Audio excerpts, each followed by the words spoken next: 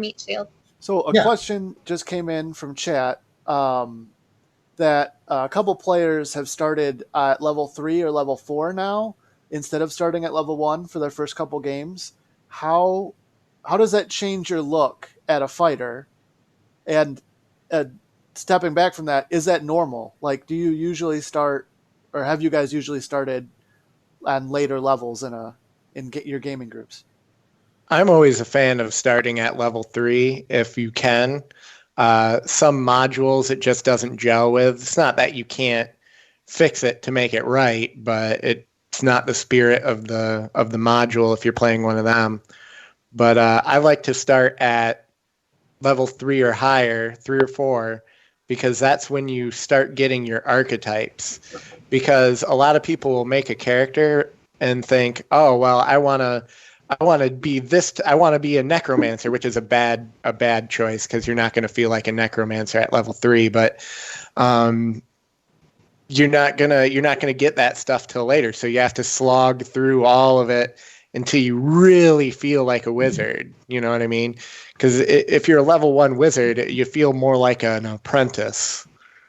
I think it depends. Like, if you're with a group you've been with for a while, starting at 3 makes sense. But if you're just building this group's chemistry, y'all gotta slog through being pathetic adventures together to sort of build a rapport. Yeah. Yeah, and at the same time, starting off at a higher level kind of gets you through even a barbarian, a well-built one, maybe, 13 hit points at level 1, Tim? And even then, that's 2 good swings from a pack of goblins and the tank of the team's dead. Super good analogy in the chat. It is like school years. Like 1 and 2 level are elementary. Yeah. Yeah. So, I mean, it definitely helps to start out a little further advanced, but at the same time, like Morena said, you do miss out on that early level team development. Well, and it also depends upon the game you're playing. Like you said, if you're going to do a dungeon crawl, you can start off right at the entrance of the dungeon, and you get into 3 and 4 doors, you're dead. Your group's done. So starting off at a higher level for that, once again, like we'd spoken of earlier, understanding the dynamics of your group. If you're all going to be murder hobos and you're going to start off at 3rd or 4th level, that explains why you're murder hobos. You literally XP'd your way up to there so you could walk into this tomb of death and destruction. So it works both ways. I like a lot of RPG in the game, but I try to balance it out with combat and with just having that sense of adventure or that sense of threat that's looming over you. So I can see both of them as being benefits. Once again, it depends upon the makeup of your party. If it's a new group, understanding, wow, I shouldn't have chosen that feat or that ability or that class, and now there's nothing I could do about it.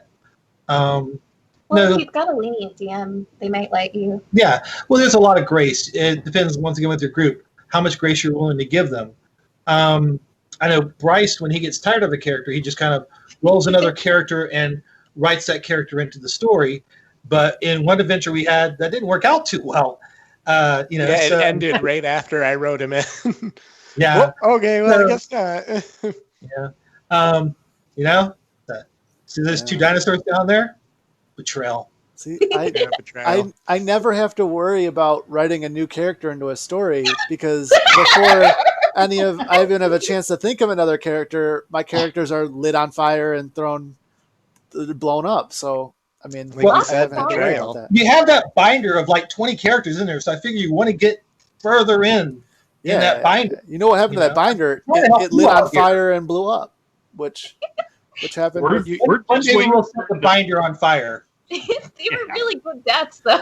I mean, one was like a 1 in 400 chance, right? It was a sorcerer at level 1 of wild magic that had to roll a 1 on casting wild magic, and it had to roll 1 outcome out of 100 outcomes to center a fireball on himself. and it just so happened the whole party had moved on, and he just blew himself up, like pulled the I ripcord. wonder who's running that pirate cove now. I don't. That's up to you, Tim. That whole world is in your head. You're welcome. All right, so that was kind of touching on fighters and going into fighters. Now we could move into our last topic of the day, which is like gaming times. How long do you game? I've had them both. I've had games that have lasted 12 hours, and we meet once a month or try to meet once a month, and I've had games that last an hour or two, and we meet weekly. What are the types of games you're in, and what do you like and dislike about the length of time that you guys are playing? Just kind of go around the circle. Bryce, what's up? Mine have generally been the longer ones. Even in other groups where I was DMing, we were meeting bi-weekly every other week for about 4 hours for a session. And I find that those ones in between are actually really successful because it's easier to commit to a bi-weekly thing. But I've spoken to people who play on a weekly basis who have never even heard of people playing like our group that only get together once a month or so for 8-10 hours. Yeah. So what do you think the benefit of a 4-hour game is instead of a 12-hour game? Like, what are you able typically to get done in that 4 hours that you wouldn't be able to in 2, or that you wouldn't necessarily be able to in 12? So the time frame is not about doing the 2-hour session. It's more about progression, because usually when you do the 2-hour sessions, they're weekly. So people can't always commit, especially when they're on unusual schedules like the people where I work with are. So what'll happen is you'll get together and it's almost the equivalent of playing every week. The good thing about it is it hasn't been very long in between sessions, so you don't have to worry too much about forgetting things or having to recap. But a little bit of a shorter time is a good thing, because if you have one of the 12-hour, 10-hour sessions, a lot of the times you waste a lot of time just hanging out with your friends, which I guess is not really time wasted, but it's not playing the game.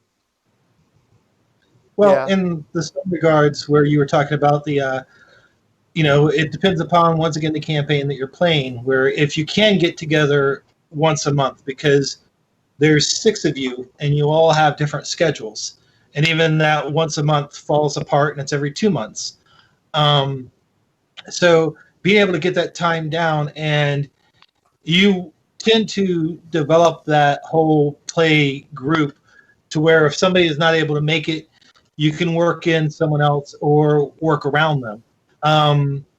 Not as much with this group, but with some other groups we've had, that we will either just have that person, if it's a really large combat, the DM may make a couple rolls for them. Otherwise, are hanging in the background. And then, so they're still with the group, and the group keeps them informed. And then you can have a once every 2 week session.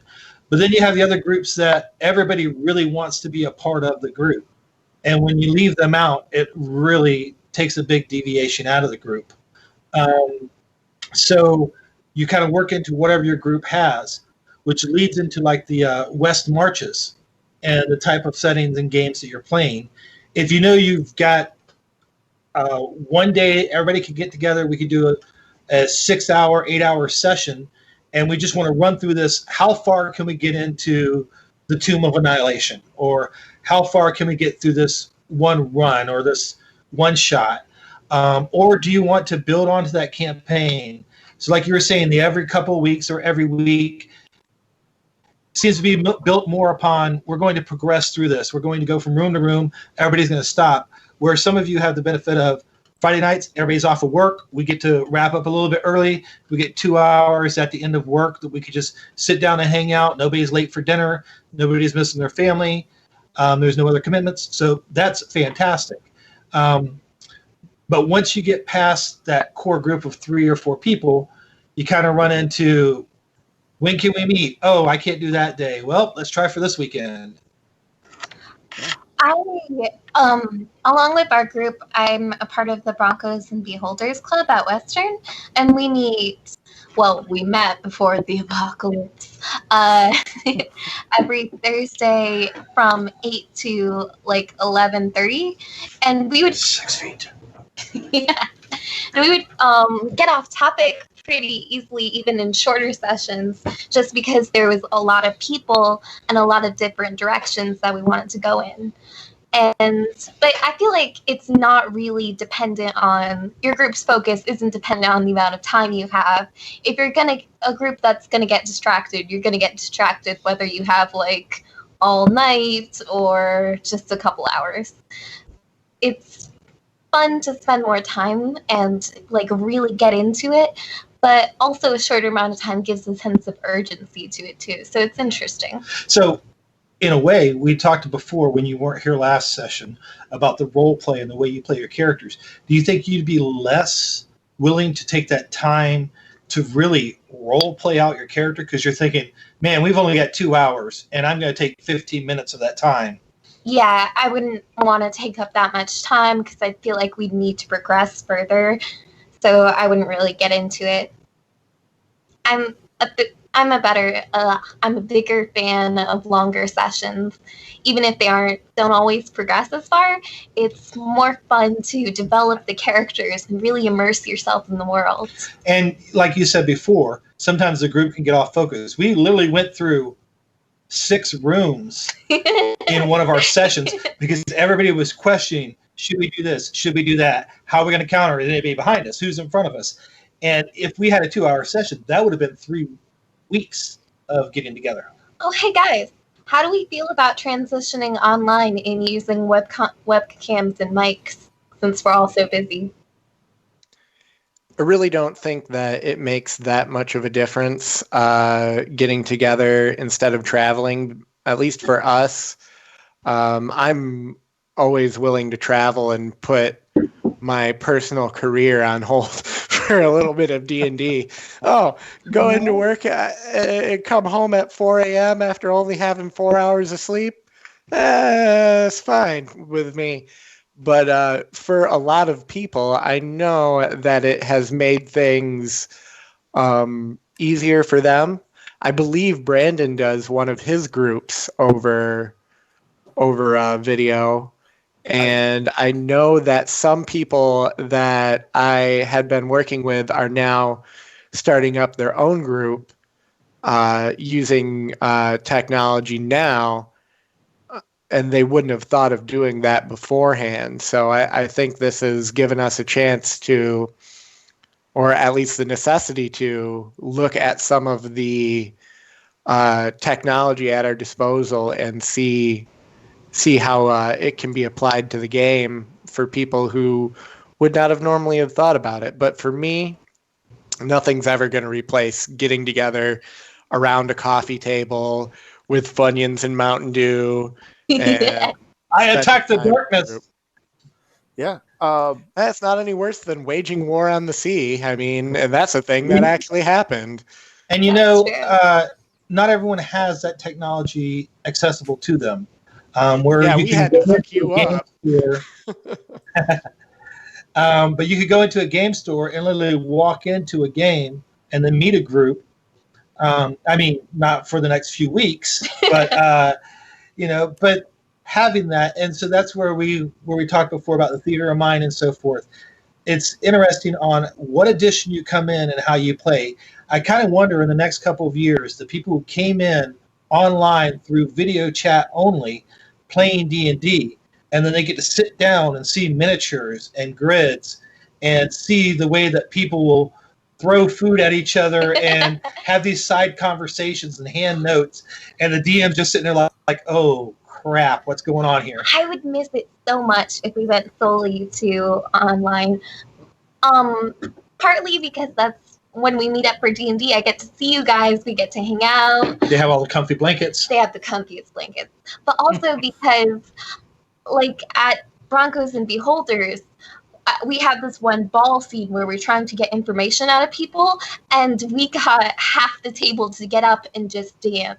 One time, our bard spontaneously pulled her accordion, which none of us knew she had, and played a song for inspiration. You miss those, spontaneous moments of connection and role playing if we just stayed like this. And by the way, Bryce, leave your violin at home. No, yeah.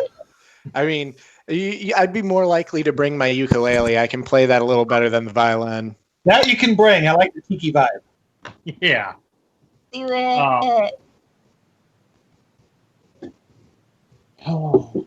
What about you, Ryan? Oh, Brandon's getting out his instrument from school. What did he play? A trumpet or something? Yeah. Oh, no. There it is. Do it. Is it a trombone or it's a trumpet? Trumpet. We're all a little bit of a bard at heart, I guess. Right. More like Bremen musicians. Yeah. But Ryan, and that's something that you come into also of when you talk about the 2-hour session or the 8-hour session. Where? I mean, if you're literally doing a GameStop or a game store, Bryce and I have closed the store where literally the store manager has come over and is like, "All right, I've already told you guys twice," and we're like, "Yeah." So, having that location that you can't do it. So it's nice having the video in the same regards. I'm a person who's up at 3 a.m. anyway, so why not play D&D all night? I don't think that I could do a long session over Skype. You guys know me. I'm an antsy person. I have to get up and walk around. So on Skype and everything, you have to be right there in front of the camera. I don't think I could do more than 4 hours. Ryan, we kind of glossed over it. How do you feel about it as the one who generally hosts? In my experience with our group in particular, we do very well with both. On the shorter sessions, we tend to be very focused and on point. I think Bryce ran, I can't remember who all you ran through the short one shot. I think it was... We went through the Essentials kit, and we cleared out not a sponsor 30% of this adventure that's supposed to take weeks at about 6 hours. Yeah. And I mean, for that one, we were all very on point. We knew we were focused. We knew what we were aiming to do, and we did it. I did start you guys at level 2 or 3 though, instead of level 1. So you guys were beefcake, but that was the point. We were trying to see how far we could get through it. But when isn't our group beefcake? I mean, IRL. Yeah. Our longer sessions, we do tend to kind of meander. We usually do. We normally have, I think for the last 6 months, we've been having the meetings at our house, and normally Jess and I will make sure we cook a meal or have it nearly prepped and ready, so we just got to heat it up or something. And which is nice, even though I don't always eat a whole lot, but we appreciate. I make up for what he doesn't eat. Yeah. We know. Usually I'm all hopped up on Red Bull, so I can't eat anything. Not a sponsor. Not a sponsor. But orange Red Bull and vodka is awesome.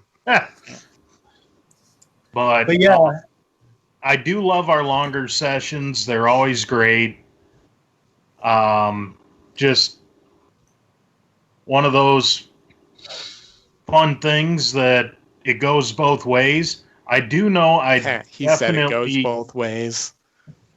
I definitely would not be able to handle a 6-hour session over Skype or Roll20 because we all know what kind of problems I have staying awake in a normal session.